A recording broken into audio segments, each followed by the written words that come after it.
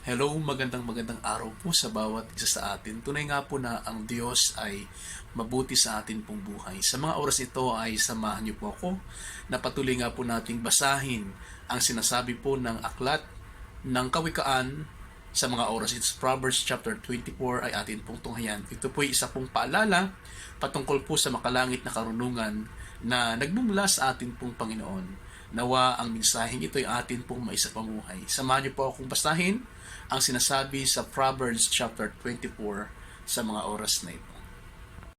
Huwag mong kainggitan ang mga makasalanan, ni sa kanya'y makipagkaibigan.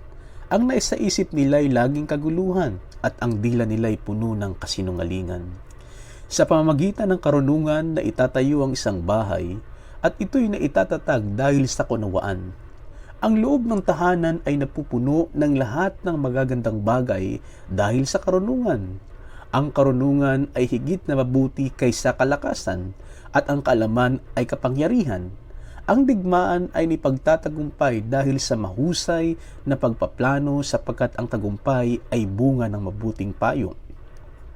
Malalim na kasabihan ay di mo maunawaan ng mangmang. Wala itong masasabi sa mahalagang usapan. Ang mahilig sa paggawa ng masama ay tinatawag na puno ng kasamaan. Anumang pakana ng masama ay kasalanan at kinamumuhian ng tao ang nanunuya sa kapwa. Kung hindi ka makatagal sa panahon ng kahirapan, ay nangangahulugang ikaw ay mahina. Tulungan mo at iligtas ang hinatulang mamatay ng walang katarungan. Kapag sinabi mong wala akong pakialam sa taong iyan, ito'y hindi maikakaila sa Diyos na nakakaalam ng laman ng iyong puso. Alam ito ng Diyos na nakatunghay sa iyo. Pagbabayarin niya ang tao ayon sa ginawa nito. Anak, uminom ka ng pulot-pukyutan at ito'y makakabuti sa iyo. Kung ang pulot-pukyutan ay masarap sa panlasa, ang karunungan naman ay mabuti sa kaluluwa. Kaya, hanapin mo ang kaalaman at magkakaroon ka ng magandang kinabukasan.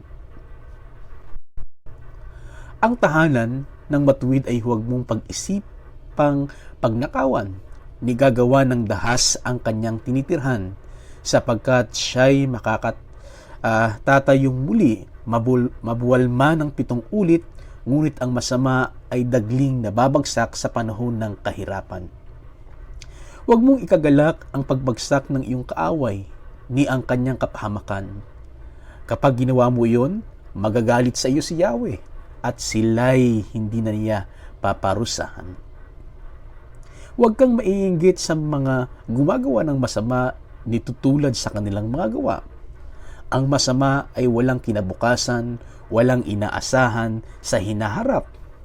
Anak, igalang at sundin mo si Yahweh.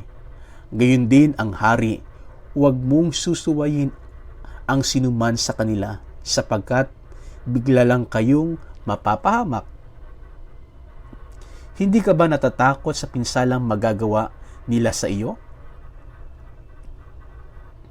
May karagdagang kawikaan. Narito pa ang ilang mahalagang kawikaan.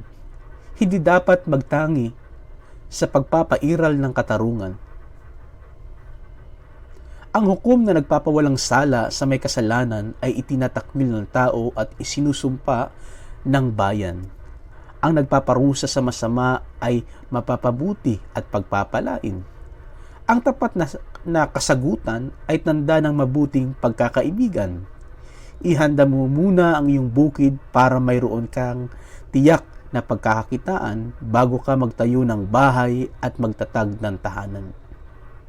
Huwag kang sasaksi laban sa iyong kapwa nang walang sapat na dahilan, ni magsasabi ng kasinungalingan laban sa kanya.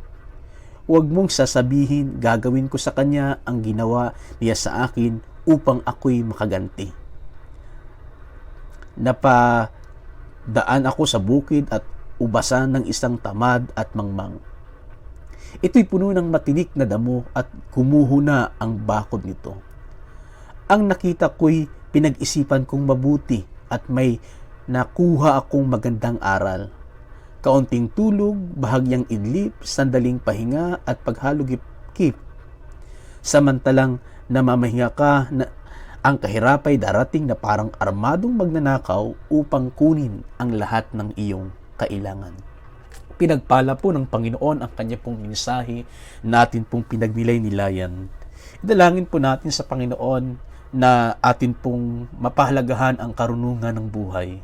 Ang karunungan na nagmumula sa Panginoon, sapagkat ang karunungan ito ang siyang magiging gabay upang tayo ay patuloy nga pong mamuhay na meron pong kabanalan. Tayo po ay manalangin. Dakila't mapagpalang Diyos, Ama naming nasa langit. Kami po ay nagpapasalamat sa mensahe ng buhay na patuloy nga pong inyong inihahayag sa amin pong kalagitnaan. Dalangin po namin ang mensaheng ito ay patuloy po namin maisapamuhay. Turuan niyo po kami at tulungan. Salamat nga po, Ama. Nawa ang mensaheng ito ay patuloy po namin maisapamuhay sa pang-araw-araw na amin pong pamumuhay sa mundong ito. Maraming salamat, Ama. At ang lahat ng pasasalamat at papuri amin pong ibinabalik sa inyo sa pangalan ni Jesus. Amen at Amen. Sa muli, ito po si Pastor Jake Ferdinand Emuahi, ang inyo pong nakakasama sa patuloy nga pong pagnilay-nilay o pagbabasa ng mensahe ng Panginoon mula sa aklat ng mga kawikaan. God bless po at hanggang sa muli.